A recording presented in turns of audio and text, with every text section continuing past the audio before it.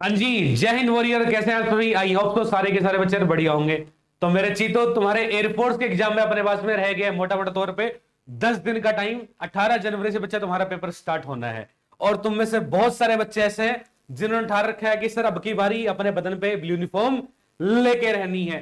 तो मेरे चीतो, in last के 10 दिनों में जो चीज तुम्हें करनी है, लास्ट के 10 दिन की जो स्ट्रेटेजी होनी चाहिए, वो तुम्हें बताने वाला हूं। और जो सबसे बड़ी मिस्टेक जो बच्चे करेंगे उसको तुम्हें अवॉइड करना है, वो भी तुम्हें बढ़िया से बता दूंगा। ठीक है सभी को? तो देखो मेरी बात। सबसे पहले बच्चा, ये 3 चीजें तुम्हें बता दूंगा मैं। ये 3 चीज तुम्हें करनी है लास्ट के 10 दिनों में। चाहे आप इंग्लिश पढ़ रहे हो, चाहे रागा हो, चाहे बच्चा फिजिक्स हो, चाहे मैथ हो, कोई भी चैप्टर तुम उठाओ, रागा का, इंग्लिश का, मैथ का, फिजिक्स का, रिवीजन करना है तुम्हें। किसका? जो भी तुमने अभी तक कॉन्सेप्ट पढ़े हैं ना चैप्टर के, जो भी लेट से तुमने फिजिक्स में ऑप्टिक्स पढ़ा, ऑप्टिक्स के बच्चे तुम्हें कॉन्सेप्ट रिवीजन मोड में डालने हैं। आई बात समझ में? और दूसरी चीज, जो भी तुम चीज पढ़ रहे हो, लेट से तुमने ऑप्टिक्स पढ़ा, तो बच्चा उस ऑप्टिक्स से रिलेटेड जो भी क्वेश्चन प्रैक्टिस तुम्हें मिल जाए, उसी के तुम्हें क्वेश्चन प्रैक्टिस कर। हर एक सब्जेक्ट में, नॉट ओनली फिजिक्स से इंग्लिश में तुमने बच्चा प्रपोशन पढ़ लिया, प्रपोशन के कॉन्सेप्ट पढ़ लिया तुमने, तो भाई साहब प्रपोशन के ही प्रैक्टिस क्वेश्चन तुम्हें लगाने हैं हर एक सब्जेक्ट में। लास्ट के 10 दिनों में यही करना है। एंड जो सबसे बड़ी मिस्टेक जो स्टूडेंट करते हैं, उन्हें सब कुछ पता होता है, प्रैक्टिस भी की होती है, कॉन्सेप्ट भी पढ़े होते हैं, लेकिन मॉक टेस्ट खुद से नहीं लगाते वो। ये गलती तुम मत कर देना, बिकॉज तुम एग्जाम में बच्चा फिर परफॉर्म नहीं कर पाओगे। खुद से मॉक टेस्ट की प्रैक्टिस करना बहुत जरूरी है एग्जाम के टाइम खासकर।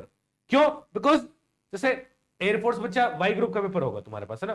तो 30 मिनट रागा के, 20 मिनट इंग्लिश के, समझ रहे हो? तो उस गिवन टाइम में वो क्वेश्चन कर पाना विद एक्यूरेसी बच्चा, वो अपने आप में इंपॉर्टेंट है। और वो चीज कैसे आएगी? वो आएगी प्रैक्टिस से, और उसके लिए तुम्हें पहले से प्रिपेयर होकर जाना पड़ेगा। इसलिए मॉक टेस्ट लगाना जरूरी है एग्जाम के पहले बच्चा। तो उसको तुम जितना ज्यादा लगाओगे उतना ही तुम्हारी प्रैक्टिस अच्छी होगी। क्लियर है सभी बच्चों को बात? तो लास्ट के इन 10 दिनों में ये 3 चीज बच्चा हर एक स्टूडेंट को करनी है। हर एक बच्चा जो भी चैप्टर है, हर एक सब्जेक्ट का रिवीजन मोड में डालना है, कॉन्सेप्ट पढ़ने हैं उसके बढ़िया से, प्लस में उसी की प्रैक्टिस करनी है।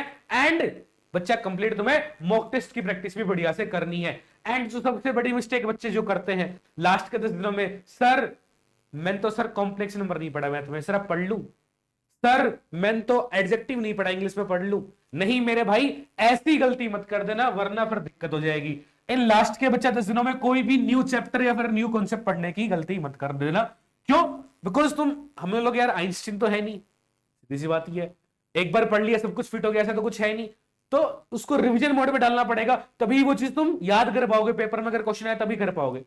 तो इतना टाइम नहीं है तुम कोई भी चीज नहीं पढ़ो, नया चैप्टर कोई पढ़ो, नया कॉन्सेप्ट पढ़ो, और उसकी तुम फिर प्रैक्टिस कर पाओ, उसको रिवीजन मोड में भी डाल पाओ। इतना टाइम तुम्हारे पास में नहीं बचा है।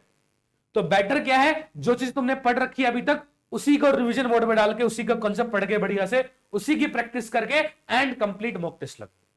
सबसे बेस्ट बच्चा 10 दिनों में तुम्हारे लिए है। अगर तुम्हें फाइनल में भाई साहब तुम्हें चाहिए कि सर अब की बारी बदन पे ब्लू यूनिफॉर्म लेनी ही लेनी है, तो मेरे चीतो, जो चीज तुम्हें बताई है, ये 3 स्टेप तुम्हें फॉलो करने हैं और ये गलती नहीं करनी है। क्लियर है बात? और तुम्हारे लिए बच्चा बढ़िया से इंग्लिश की जहां तक बात है, तो तुम्हारे लिए बच्चा मैं अभी वो कैब भी हो रहा है अपने लिए, वो कैब भी करा रहा हूं, ग्रामर भी हो रहा है, मॉक टेस्ट भी हो रहा है, सब कुछ तुम्हें मिलेगा अल्टीमेट लेवल का कॉन्सेप्ट बढ़िया से। वो कैब की मैराथन भी हो रही है बच्चा ना, और वन शॉट भी मैं प्लान कर रहा हूं। तो इंग्लिश की तुम टेंशन छोड़ दो, बढ़िया से लग जाओ। अब अगर किसी बच्चे ने भाई साहब मेहनत करने से पीछे हट गया ना, तो फिर दिक्कत होगी। फिर भाई साहब बाबू भैया मामला गोल है। क्लियर है बात? तो मिलते हैं फिर बच्चा बढ़िया से, जो भी सेशन हो रहे हैं अपने वाईटी पे, सभी को बेहतरीन तरीके से अटेंड करो। मिलते हैं फिर बच्चा नेक्स्ट सेशन में। टिल द टाइम, जय हिंद।